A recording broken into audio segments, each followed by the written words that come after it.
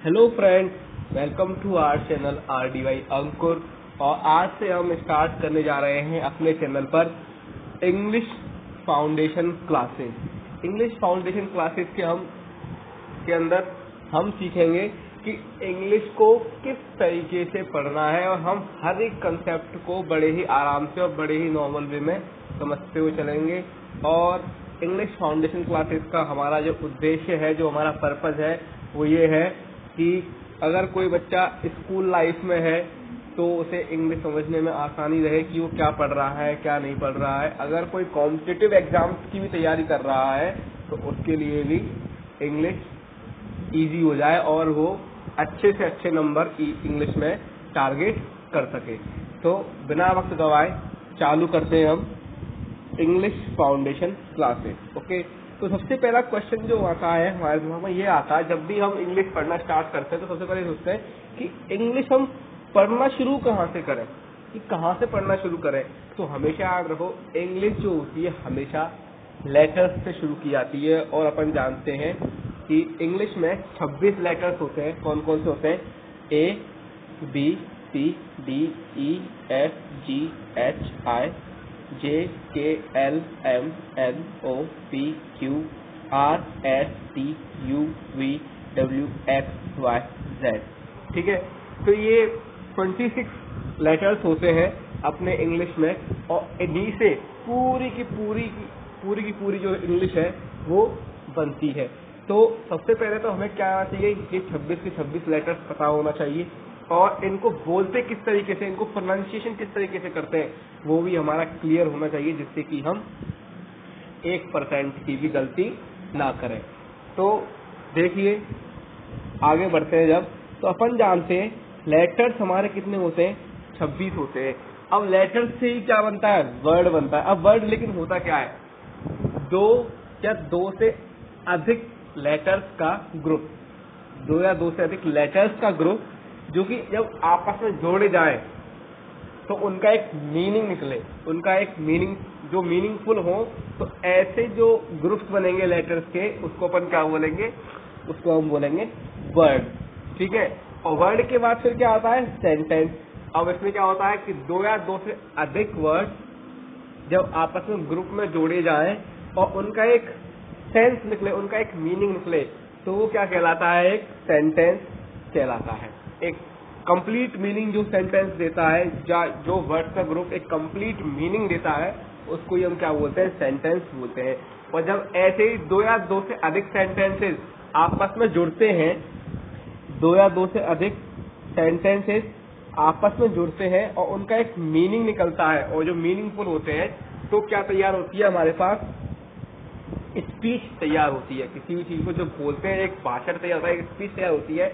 और जब हम उस स्पीच के पार्ट डिवाइड करके अलग अलग हर पार्ट को अलग अलग तरीके से पढ़ते हैं, तब हमारा बनता है पार्ट ऑफ स्पीच। जैसे कि noun, pronoun, verb, adverb, adjective, interjection, conjunction वगैरह जो भी आते हैं वो पार्ट्स ऑफ स्पीच के अंदर आते हैं। तो सबसे पहले हम पढ़ना चालू करते हैं सेंटेंस। लेटर्स के बारे में हमने देख लिया। अब सेंटेंस क्या होता है? तो वर्ड्स का ऐसा ग्रुप, शब्दों का ऐसा समूह जो कि एक कंप्लीट टेंस देता है, एक कंप्लीट अर्थ देता है, उसको हम क्या बोलते हैं? सेंटेंस बोलते हैं। जैसे कि Rohan is a good boy, Rohan एक अच्छा लड़का है। एक कंप्लीट टेंस निकल के आ रहा है कि नहीं आ रहा? ठीक है। अब यहाँ से मैं बॉय को हटा देता, सपोज करो बॉय डालता, रोहन इज अ गुड, तो रोहन एक अच्छा है। क्या है? तो यहाँ पे इसका सेंस नहीं निकल पाता ना, तो रोहन इज अ गुड एक सेंटेंस नहीं बन पाता, क्योंकि एक कंप्लीट अर्थ निकल के नहीं आ रहा है। और जब तक किसी भी वर्ड के ग्रुप का कंप्लीट अर्थ निकल के ना आए, वो सेंटेंस नहीं हो सकता। ही डज नॉट अब्यूज, वो गाली नहीं देता है, वो गंदा नहीं बोलता है। वेयर आर यू गोइंग, तुम कहाँ जा रहे हो? और व्हाट इज द मैटर, क्या हो गया, क्या हुआ? तो देखिए, एक बात और सुनिए कि जो सेंटेंसेस मैं यहाँ पे यूज करने वाला हूँ, आप उनको अपनी नॉर्मल लाइफ में भी यूज कर सकते हो, किसी के साथ बोल सकते हो। जैसे कि Rohan is a good boy, तो अगर आपके पास कोई भी सिस्टर है या भाई है, तो आप उसके लिए जैसे कि he is a good boy, she is a good girl, या she is a bad girl, she is a bad boy, या he is a bad boy, जो भी है इस तरीके से आप यूज कर सकते हैं। अगर कोई इंसान गाली देता है तो ही अब्यूजेस, और अगर वो गाली नहीं देता है और आपको कहना है कि गाली नहीं देता है तो ही डज नॉट अब्यूज। अगर कोई कहीं जा रहा है तो आप उससे पूछ सकते हो वेयर आर यू गोइंग, और कुछ हो गया है उसको बताया नहीं जा रहा, मतलब कोई पूछे तो what's the matter, what is the matter, क्या हो गया, तो आप इस तरीके से उससे पूछ सकते हैं। तो मैं आपको जितने सेंटेंस यहाँ दूंगा उनका आप यूज अपनी नॉर्मल लाइफ में भी कर सकते हैं। ठीक है, अब बात करते हैं टाइप्स ऑफ सेंटेंसेस की। तो पहला आता है असर्टिव सेंटेंसेस। ये कथन होते हैं, एक स्टेटमेंट होता है। तो असर्टिव सेंटेंसेस के अंदर क्या आता है, स्टेटमेंट्स आते हैं। अब चाहे वो पॉजिटिव हो चाहे वो नेगेटिव हो तो वो आते हैं। अगर हमें किसी से प्रश्न पूछना है या क्वेश्चन पूछना है तो फिर क्या यूज करना पड़ता है, इंटेरोगेटिव सेंटेंसेस का यूज करते हैं। ठीक है, अगर हमें किसी को ऑर्डर देना है, किसी से रिक्वेस्ट करनी है, किसी को सजेशन देना है, या कुछ और या फिर किसी चीज की मना करनी है तो हम किसका यूज करते हैं, इंपेरेटिव सेंटेंसेस का यूज करते हैं। ठीक है, अगर हमें हम किसी चीज से सरप्राइज होते हैं, चाहे या फिर दुखी होते हैं या उदास हो जाते हैं या कोई चीज हमें घिनौनी लगती है या हम कुछ अलग सा बर्ताव करते हैं तो हमें क्या होता है, हम क्या यूज करते हैं, हम एक्सक्लेमेटरी सेंटेंसेस का यूज करते हैं। और फिर लास्ट में आते हैं ऑप्टेटिव सेंटेंसेस। अगर हमें कोई भी विश मांगनी है, किसी को ब्लेस करना है, किसी को आशीर्वाद देना है, किसी को भला बुरा बोलना है या या भगवान की प्रेयर करनी है या प्रे करना है किसी को, तो हम यूज करते हैं ऑप्टेटिव सेंटेंसेस का। अब ये होते किस तरीके से, तो देखिए आज हम पढ़ने वाले हैं असर्टिव सेंटेंसेस और इंटेरोगेटिव सेंटेंसेस। तो वक्त गवाए बिना देखते हैं क्या होते हैं affirmative sentences, sorry assertive sentences.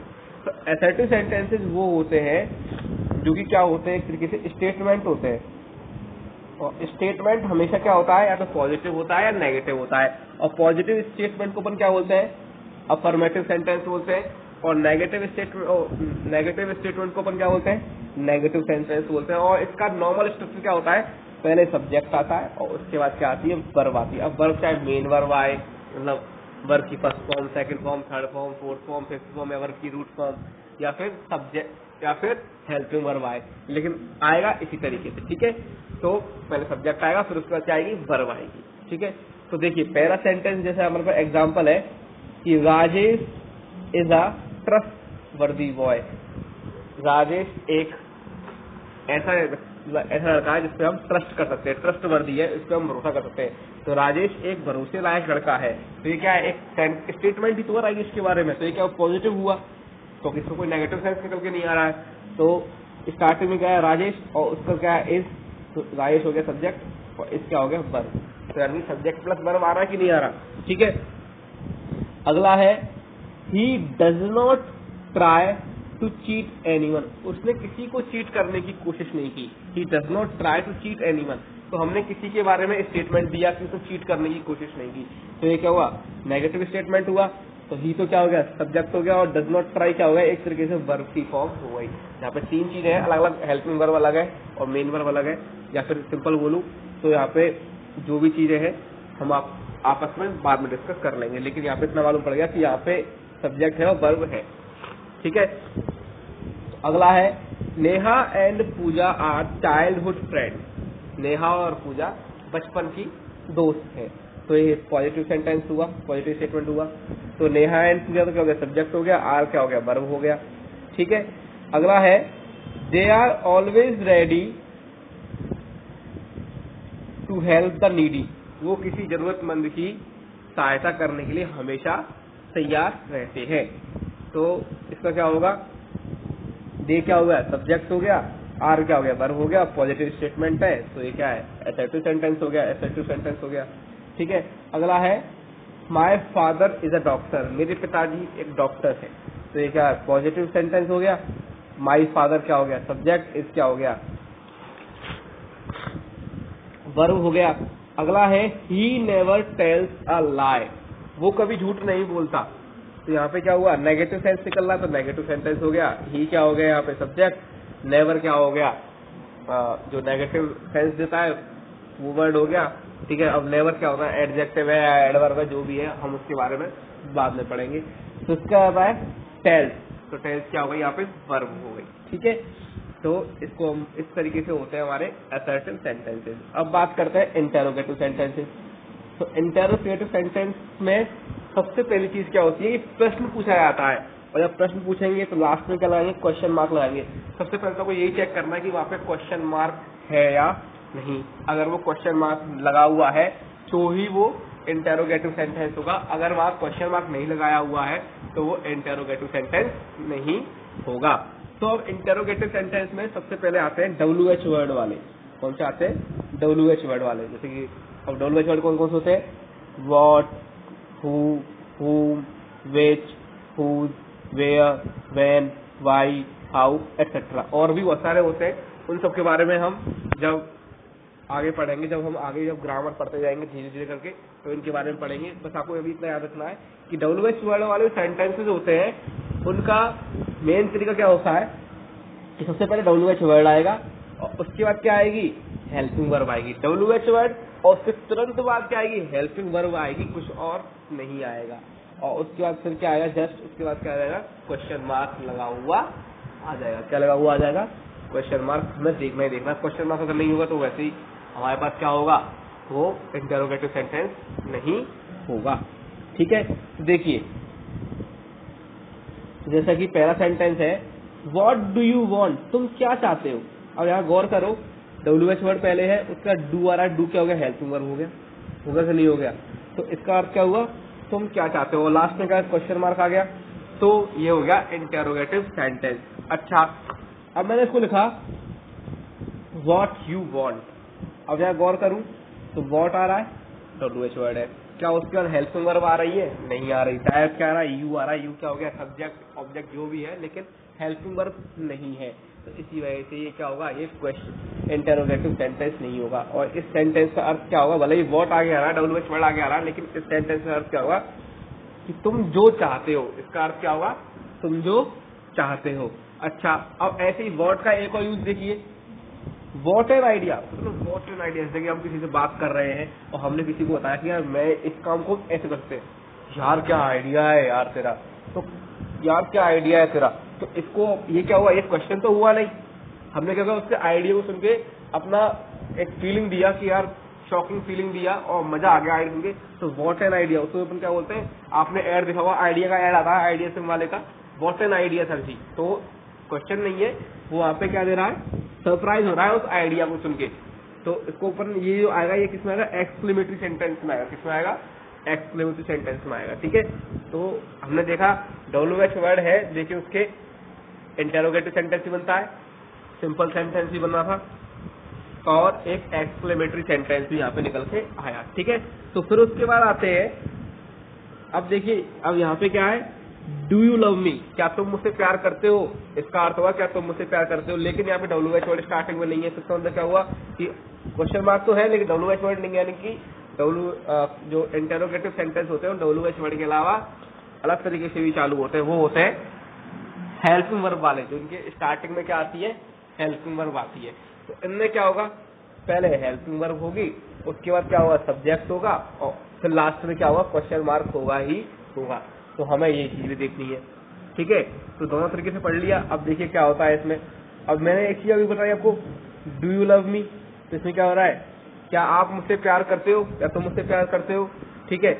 लेकिन एक अगला क्वेश्चन, अगला सेंटेंस है डू योर वर्क, तो इसका मतलब होगा अपना काम करो। तो यहाँ पे क्या हो रहा है, स्टार्टिंग में भले ही हेल्पिंग वर्ब दिख रही है, लग रहा है कि डू क्या हेल्पिंग वर्ब हो सकती है, लेकिन ऐसा नहीं है। यहाँ पे क्या है, एक मेन वर्ब के रूप में है डू यहाँ पे, ठीक है। और ये सेंटेंस किसमें चला जाएगा, इम्पेरेटिव सेंटेंस के अंदर चला जाएगा। जब भी हम किसी को ऑर्डर देते हैं, डू यू वर्क, अपना काम करो, तो ये ऑर्डर हो गया, तो ये किसमें चला जाएगा, इम्पेरेटिव सेंटेंस के अंदर चला जाएगा। क्योंकि अब पता कैसे लगा, क्योंकि इसके पीछे क्वेश्चन मार्क भी नहीं है, इससे मालूम पड़ रहा है कि ये इंटरोगेटिव सेंटेंस तो है ही नहीं। अगला है does his girlfriend talk to you, तो यहाँ पे लास्ट में क्वेश्चन मार्क है, तब कि ये इंटरोगेटिव सेंटेंस होगा। आगे क्या लगा हुआ है, डज हेल्पिंग वर्ब है, और उसके बाद क्या है, सब्जेक्ट, यानी कि ये क्या हो गया इसका, helping verb plus subject plus question mark. तो ये क्या हुआ, इंटरोगेटिव सेंटेंस होगा। और इसका मतलब क्या होगा, क्या उसकी गर्लफ्रेंड तुमसे बात करती है, तो इसका मतलब ये हो जाएगा। ठीक है, अगला है वेयर आर यू गोइंग। अगला क्या सेंटेंस है, वेयर आर यू गोइंग। इसमें WH वर्ड आ रहा है, तो आर आ रहा है, तो WH word plus helping verb और एक्स्ट्रा में क्वेश्चन मार्क, तो इसका मतलब क्या हुआ, ये इंटरोगेटिव सेंटेंस है। इसका मतलब क्या होगा, तुम कहाँ जा रहे हो। तो अगला है when will you return. When will you return. अब बच्चे, मम्मियाँ होती हैं, बच्चे कहीं घर से बाहर जाते हैं, तो सबसे पहले मम्मी क्या पूछती है उसे, बेटा कब वापस आएगा, पूछती है ना, तो उसको क्या बोलते हैं, व्हेन विल यू रिटर्न, तुम कब वापस लौट के आओगे। ठीक है, तो व्हेन क्या हो जाएगा, WH वर्ड, और विल क्या हो जाएगा, हेल्पिंग वर्ब, और क्वेश्चन मार्क है ये, तो यानी कि ये फुलफिल कर रहा है कंडीशन को, तो इसका मतलब क्या हुआ, ये क्या हुआ, एक इंटेरोगेटिव सेंटेंस होगा। बचे अब हमारे पास इम्पेरेटिव, एक्सक्लेमेटरी और ऑब्जेक्टिव सेंटेंस, वो हम पढ़ेंगे इससे नेक्स्ट वीडियो में। तो अगर आपको ये वीडियो पसंद आया हो तो प्लीज लाइक कीजिएगा, अपने दोस्तों को शेयर कीजिएगा, उनसे कहिएगा कि भाई ऐसे ऐसे करके, और इंग्लिश फाउंडेशन क्लास चालू हुई है, अपने स्टूडेंट्स को भी शेयर कीजिएगा। अगर आप पढ़ा रहे हो तो उनको सब बताइएगा कि इस तरीके से इंग्लिश अगर आपको सीखनी है कि इंग्लिश में होता क्या है, इंग्लिश कैसी होती है और किस तरीके से उसे पढ़ सकते हैं, तो बड़ा मजा आएगा आपको पढ़ने में। तो प्लीज शेयर कीजिएगा, हमारे चैनल को सब्सक्राइब करना बिल्कुल भी मत भूलिएगा, और अगर कोई सजेशन या कुछ पूछना हो तो प्लीज कमेंट करके हमको जरूर बताइएगा। मिलते हैं अगली वीडियो में, तब तक के लिए जय हिंद, जय भारत।